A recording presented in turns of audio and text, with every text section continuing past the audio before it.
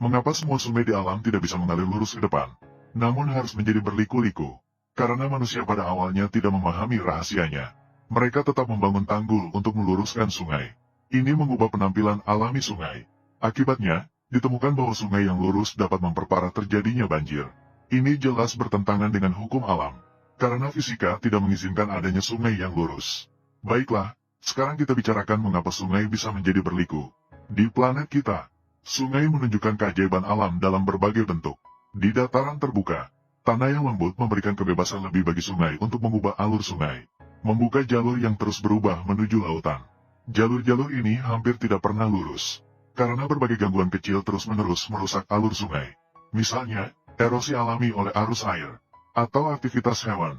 Seandainya kamu memiliki alur sungai yang lurus dari awal, seiring berjalannya waktu, alur sungai yang lurus ini selalu akan terganggu dan rusak. Misalnya, seorang pekerja kantoran menggali lubang di tepi sungai sebagai sarangnya. Lubangnya memberikannya rumah yang nyaman, namun pada saat yang sama juga melemahkan tepi sungai.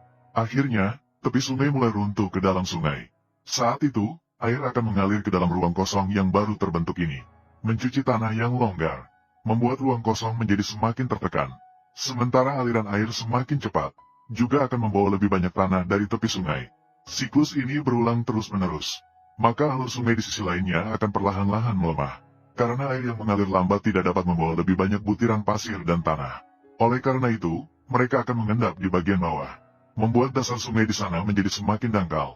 Aliran air juga semakin lambat, dengan terus menumpuknya tanah. Di sisi dalam yang dekat dengan tepi sungai, terbentuklah daratan baru. Sementara itu, air yang mengalir cepat di dekat tepi luar sungai, akan membawa cukup tenaga untuk keluar dari tikungan, menabrak sisi lainnya. Di sana, air akan mengukir sebuah belokan lainnya. Maka satu demi satu tikungan terbentuk seperti itu. Selama tidak ada rintangan keras yang menghalangi perubahan sungai, biasanya, tikungan sungai akan menjadi semakin melengkung, sampai mereka terhubung satu sama lain. Ketika situasi ini terjadi, sungai akan terus mengalir sepanjang jalur baru. Di sini akan meninggalkan sisa berbentuk hati yang senang. Dikenal sebagai danau tapal kuda.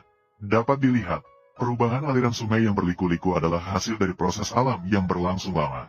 Ini tidak hanya menunjukkan kekuatan air dan karakteristik tanah, tetapi juga memberikan kita jendela yang luar biasa untuk mengamati evolusi alam. Namun, apakah kamu menyadari, dalam ingatanmu, sungai-sungai yang melintasi desa, kota, dan perkotaan, sepertinya memiliki satu alur sungai yang relatif lurus, dan memiliki tepi sungai yang jelas dan tetap serta dasar sungai yang curam. Sangat berbeda dengan sungai-sungai yang terbentuk secara alami di alam. Sebenarnya alur sungai yang kamu lihat sekarang adalah hasil intervensi manusia. Sejak era industri, kota mulai berkembang.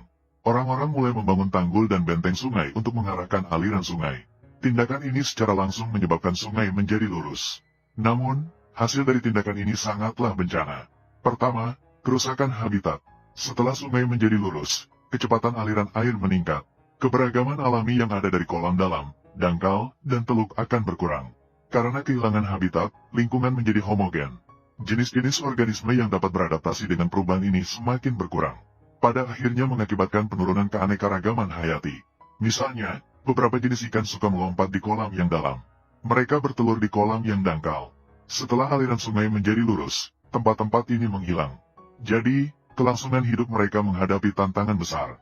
Pengaliran sungai yang menjadi lurus biasanya juga disertai dengan perubahan pada tepi sungai, seperti pembangunan tanggul dan lain-lain. Tindakan ini akan merusak lingkungan ekologi di Henan, sehingga flora dan fauna yang sebelumnya tinggal di tepi sungai kehilangan ruang untuk hidup. Nah sekarang lihatlah kedua sisi alur sungai kota ini telah menjadi taman. Makhluk hidup yang dulunya tinggal di sini sudah punah. Yang terpenting setelah aliran sungai menjadi lurus, fungsi penyesuaian banjirnya mulai melemah. Sungai-sungai di teluk dapat berfungsi sebagai penyangga selama banjir, dan juga dengan meluap ke dataran banjir dan lahan basah. Dapat pula mendistribusikan aliran banjir, mengurangi tingkat puncak banjir. Namun, setelah sungai-sungai menjadi lurus, fungsi penyesuaian banjir ini sangat melemah. Begitu banjir terjadi, aliran air terkonsentrasi di saluran sungai yang sempit. Tingkat puncak banjir meningkat. Hal ini mudah menyebabkan tanggul sungai jebol dan bencana banjir, dan dapat menyebabkan kerusakan serius pada lingkungan ekosistem sekitar dan masyarakat manusia. Jadi sekarang lihatlah, Sungai Parana di Amerika Selatan, Sungai Mackenzie di Kanada, bahkan Sungai Allier di Prancis. Semuanya adalah sungai-sungai dengan intervensi manusia yang paling minim. Inilah wujud asli sungai-sungai. Sekarang kita menghadapi krisis iklim, yang membawa semakin banyak risiko banjir dan kekeringan. Orang-orang juga menyadari bahwa hanya membangun bendungan dan mengatur sungai tidaklah cukup. Kita perlu mengembalikan tanah kepada sungai. Inilah pentingnya dataran banjir, rawa, dan lahan basah. Konon, cara ini membuat banjir besar di Belanda. Dari yang terjadi setiap 100 tahun menjadi setiap 1250 tahun. Membiarkan sungai kembali ke wujud alaminya. Tidak hanya dapat mencegah banjir, tetapi juga dapat meningkatkan keanekaragaman hayati. Dan lahan basah juga dapat membantu kita menyerap amonia karbon ini. Inilah mengapa alur sungai harus berliku-liku. Karena alam sendiri adalah seorang desainer besar. Manusia masih seperti seorang magang di sekolah dasar.